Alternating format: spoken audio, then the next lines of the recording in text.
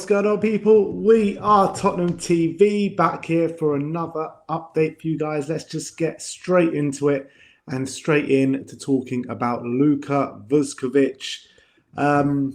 Fabrizio Romano saying that Brighton are still working on a deal for Tottenham defender Luka Vuskovic and are pushing. They remain in conversations, but they are not giving up despite having 3 bids rejected. Brighton remain confident and optimistic. There is a feeling that something will happen in the next days with the player keen on the move. So it looks like we could be coming to the end of a conclusion of the Vuskovic saga and story. We know we've got 45 million bid rejected. What's the biting point, Brian? Mate, probably around the 50, 55.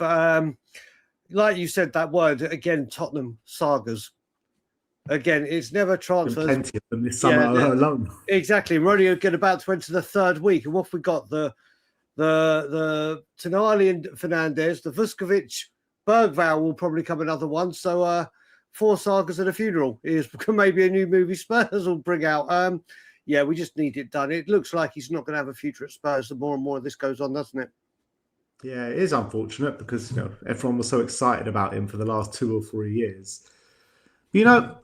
I'm looking at it and the guy's 19 years of age.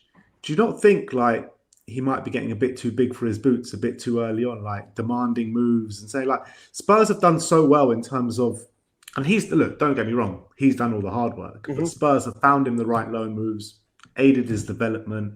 Yep. Do you not think for his point of view, let's just stay on the track, keep going on my loan and good things will come. But I guess going to Brighton as well, he knows as well he's going to develop really well there. So I guess the way he's looking at it is just get me out, get me to Brighton. I'll start week in, week out, and I'll probably be at Barcelona, Real Madrid in 2-3 years' time. That's probably the way he's looking at it. It could be the way he's looking at it, but like you said, there's quite a few ways to look at it. Yes, he's had the right loans, and Spurs scouted him well. He's had the right loans and looked very good. But also, we did what we wanted so much of him and expected so much of him when we were having people like Dragusin and other people and 2 17th place finishes. And I think we've seen from the defenders we've brought in, defence was a vital aspect that Zerbi wanted to reassess and get into his mould. And it looks like he does not figure in that. And we've said as Spurs fans, we need to get rid of these players at good value when you can. I want to buy back in him. Would I have loved to see him in a Spurs shirt? Absolutely. But it looks like with Zerbi going out and buying 3 defenders immediately, he doesn't figure right now. So cash in and get the money, and hopefully it gets reinvested back into the squad, and hopefully there is a buyback clause of some sort. Yeah, but he might not figure right now. But if he is actually that good and he's good enough, he'll fight his way in. You know what I mean? He'll come back in a year or two. You've given him a 2-year loan or something in 2 years' time, 21 years of age. If he's that good, that everyone suggests he is, that we think he is, and that he obviously think he is as well, he'll fight his way into the team. Yeah, I mean, the days where players do that now are long gone, aren't they? And not just youngsters. Rather than saying, right, I'll show you and train as hard as possible to impress the manager, I think those days are gone. They just but that's why I think it's so important we do have that buyback. So if he does do it, Spurs are in pole position to be able to bring him back. Yeah, well, I don't think we're going to have a buyback on him. I don't. And I think the people around him, send him off to Brighton. He'll go for a big fee to Real Madrid, Barcelona in 3 years' time. And that gives the agents a sell-on fee for Tottenham to Brighton, a sell-on fee for Brighton to whoever he goes to after that. And Brighton are a selling club.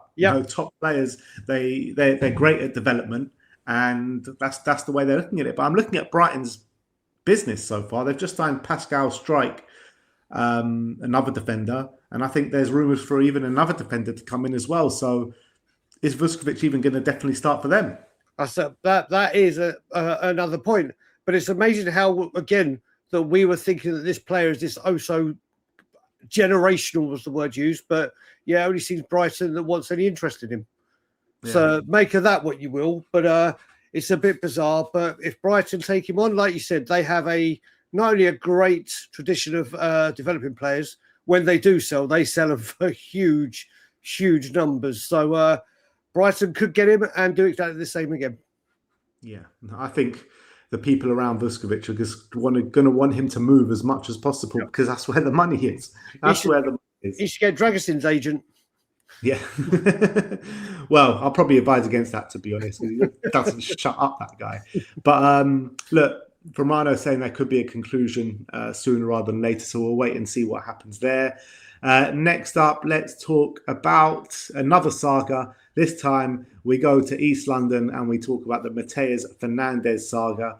Fabrizio Romano saying that Tottenham and Manchester United still fighting for Mateus Fernandes. West Ham have told Fernandes that he'll be sold to the club who bids the highest. Behind the scenes, Tottenham and United are driving the process every single day. They are making verbal proposals to West Ham. It is about making an agreement with West Ham. West Ham start at 85 million. It could go with between the clubs competing, but it also could not just be about the fee, but it could be about the payment terms of West Ham. Mateus Fernandes will go to whichever club are able to reach an agreement with West Ham. And, you know, we all spoke about West Ham potentially wanting to do business before the end of the month with the financial year. Mm-hmm. Now they've been taken over. I don't think that that's a need anymore because, you know, they've got a lot of money there. I think the new owners just ploughed in £90 million into the club. So West Ham are actually not in any rush to get this deal done. So West Ham can literally say, look, my price, if you don't want to pay it, then he's not going to go right now. And then later on in the window, maybe something can happen there. So it's interesting, isn't it? Because we haven't heard of any official bids going in from Man United or Tottenham. All we're hearing is this same story over and over again. Whoever bids the highest are going to get the player. But no one's even bidding. It's just like verbal this, verbal that. Someone has to do something of substance at some time soon. It's brand new breaking information that the team that offers the highest money will get the player. I mean, it is jaw-droppingly great journalism. But also, you mentioned the situation with West Ham. This is exactly what happened with Jack Grealish. When we're about to get Grealish at a knockdown price, and then all of a sudden, the guy came in. No, we do not need money. He ain't for sale. But yeah, if they've had money pumped in, the urgency to balance the books is gone. Obviously, July the 1st, it all turns around. Man U and us will have new finances to play with. And will that benefit Man U? I just hope the position we're in, if it does go head-to-head, the second part you said about payment terms, I just hope Spurs are prepared to offer better payment terms to get it over, for that to be the acceptance. So I think Man U will go with us pound for pound, value-wise. Yeah, you would think so, and especially with the Ugarte injury, they're desperate need to bring in another midfielder right now. Man, I'm just feeling like, why have we not just done it? Why not just put that offer on the table already before the 1st of July? Because we know that Manchester United are struggling in that sense. So why wait and let Man United come in with those payment terms after the month? Because we are Tottenham Hotspur. Is the only thing I can say. It's such a peculiar saga, this one, because it feels like Tottenham and Man U both desperate for him, but neither Tottenham or Man U are actually making proper moves. So I just don't get it. Well, we've gone from trying to get schedules and trying to make things cheaper and trying to get as low as possible to being prepared to make them offers, but not make the offers. How about we just come in the middle and just offer the money? Yeah, there does seem something really peculiar about this one, doesn't it? I don't want to get. I'm being the optimistic me at the moment. I don't want to start diving into peculiarisms and strangeness. And could this be happening again? I still think Tonali gets done. I'm going to really keep holding to that. My man hasn't said a word. Ornstein has been very quiet on both these deals. So whereas everyone's having a field day in a circus with it, it's been quiet from him. So that's good enough for me. Well, Ornstein's the actual one that broke the news that Tottenham are interested in Mateus Fernandes. So let's hope he can finish it and say that Spurs have signed Mateus Fernandes. Exactly. that would be brilliant. I mean, he broke Morgan Gibbs-White, didn't he? And also, he was the first one that broke that the deal was done, like collapsed. So when it comes to Spurs and when it comes to these kind of things, just listen to Ornstein. Let's talk about Sandro Tonali then. Another saga of Tottenham Hotspur in this summer transfer window. DiMarzio says that Man City actually have shown quite a bit of interest in Sandro Tonali in this transfer window. However, he wants to honour the word that he's given to Roberto De Zerbi.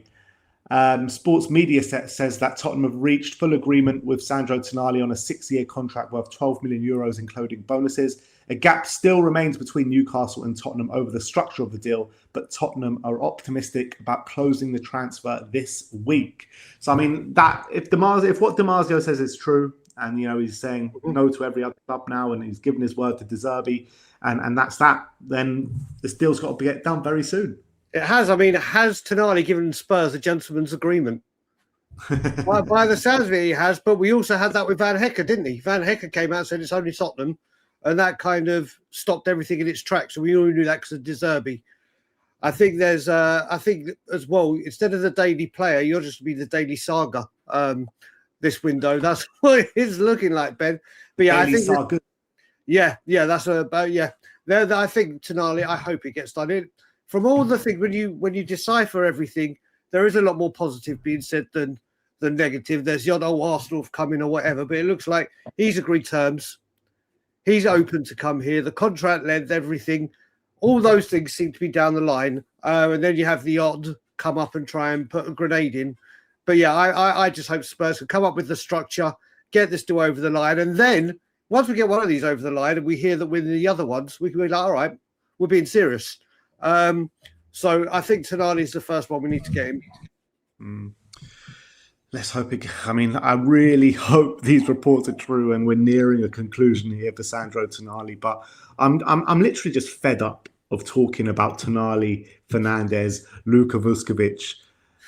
I really am. It's like the same thing over and over again. It's actually doing my head in. But the thing is, what was so refreshing, Ben, is we all started this window going, how refreshing is it to talk about players that are Premier League proven, Premier League quality. These are the kind of players we want brought in. And that's just like, oh my God, can we just find out either way, please? Can this just get done? Being a Spurs fan can be very draining. Yeah, tell me about it.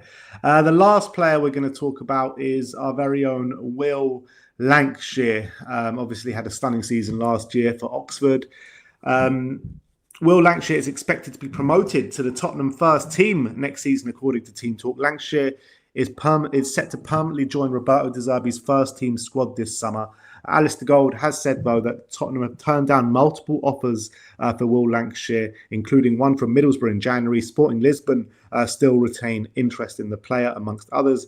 And Lancashire needs to do everything possible to impress De Zerbi in pre-season to be part of the squad next season. So, look, I think we've spoken about this quite a few times, like Will Lancashire and our beliefs in Will Lancashire. I would love it if he was part of the first team next year. Don't get me wrong, we still need to sign a number 9 for Richarlison going. But I think if you brought a new number 9 in, whether that be a Marmoush or a Garassi, someone like that, Solanke and Will Lancashire as your 3 number 9s, and I think we're good to go then. Yeah, I think I was about to say when you just, piggyback from where you ended, I think if he's saying, or we're hearing that Lancashire is going to be promoted to senior team, I do think that means just one striker is incoming, doesn't it? Like it or not, Solanke will be here. It will be a striker above him, and Lancashire is the third choice. You and I have great belief in this guy. Great belief. I think those two teams you look down there, I think a loan at Middlesbrough will be exceptional for him. He's been at the bottom end of the Championship and obviously scored a bag full of goals for them. Seeing him in a heavily favoured promoted team or for the Championship would be a great standard to see where he's at. But if Spurs keep him in third choice, that only means for me one striker. But I do believe whether he goes on loan or stays, I've got great faith in Will Lancashire. I just don't want him sold. That's for damn sure. There's actually been another report that I've just seen. I'm not sure actually who's reporting it, but I've seen a suggestion that apparently Preston have come in for a second loan offer for Alfie Devine. Okay, loan. As soon as you said Preston, I was like, oh no, you're pulling at my heartstrings. Go on loan, Alfie. Go show the world. Millwall also monitoring it. Monitoring, okay. I got through another week where he wasn't sold, so that's another positive. Look, I think a loan deal for Alfie will be brilliant. I think that as much as I'd love him around the first place, if we're buying a Tonali, if we're buying a Fernandes, obviously they're great for him to learn from, but then you look at your Greys and the midfield that there, he would need a loan where he can carry on what he's doing. At Preston, like I said with Mikey Moore, he'll go back to a club where he knows he's loved, he'll know he'll play, he can develop, and then De Zerbi can take a proper look at him. But the word loan there was beautiful to my ears because as soon as you said it, But yeah, I wish Alfie nothing but the best. If it's a loan, it's a loan. And Preston apparently also interested in bringing Yan Min Hyuk on a loan. We know his loan spell at Coventry was absolute disaster. Yeah. Never got on the pitch. So, but you know, he was showing signs of life at Portsmouth. You know, scoring some good goals, obviously in and out of the team. But Preston seem to really want to nurture these talents. You saw what they did with Alfie last year, so I'll be open to that. Yeah, you look at it. We've had a couple of teams. You look at what Stoke have done with Ashley Phillips. You look at what Notts County have done with a couple of loan players where they have taken Spurs players and they have gone on to get game time. They have progressed. They have been able to develop. So I think what we saw with a loan move with Preston with Alfie last season was the manager has belief in them and will give them game time if they're trading well, if they're performing well.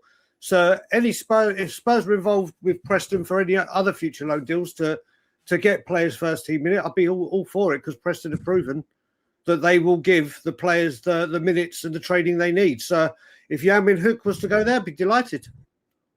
I really want to see Yang Min Hyuk progress, because I really believe in his talents. I think he needs to get a bit more physical, bulk up a little bit, but he is fast, man, and he's got some quality at the end of it at times. So I just think he needs consistent football in England to, you know, get used to the physicality of the league. But he's definitely got a lot of talent, in my opinion. So we'll see what happens there. But that is your Tottenham update for today. Let me know your thoughts in the comment section below. Go and subscribe to Tottenham on Tour as well. And thank you, Mr. Brian Daigle.